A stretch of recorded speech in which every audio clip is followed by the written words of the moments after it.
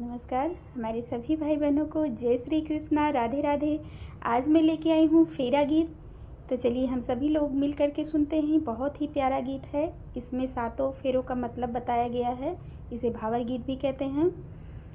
पहिली की अरिया माँ जो बोयो बाबुल, अरे दूसरी की अरिया माँ धान रे, अरे दूसरी की अरिया माँ धान रे, अरे तीसरी की अरिया माँ बैठ जान की, अरे दिया थी कारण काई दान रे, अरे दिया थी कारण काई दान रे।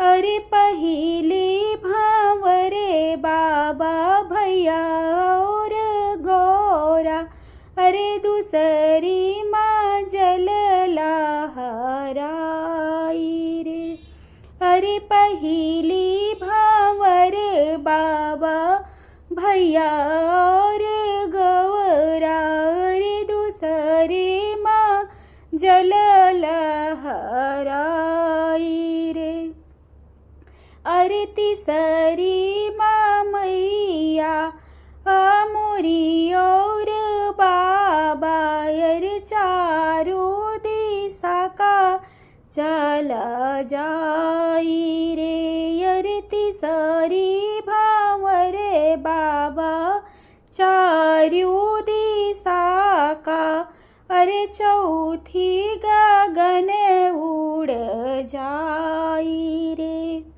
अरे तीसरी भावर बाबा चारों दिशा का, अरे चौथी गगन उड़ जाई रे, अरे चौथी गगन उड़ जाई रे।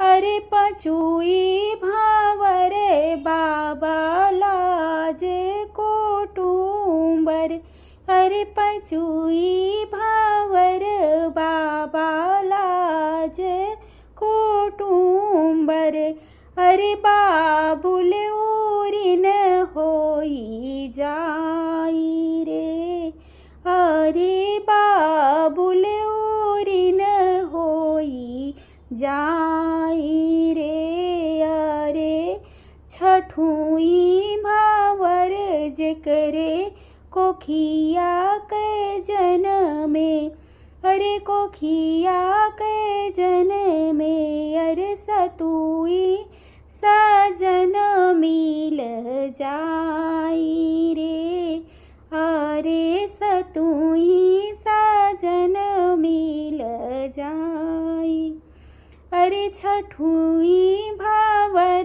जेकरे कोखिया कै जनमी, अरे कोखिया कै जनमे, अरे सतुई सजन मिल जा।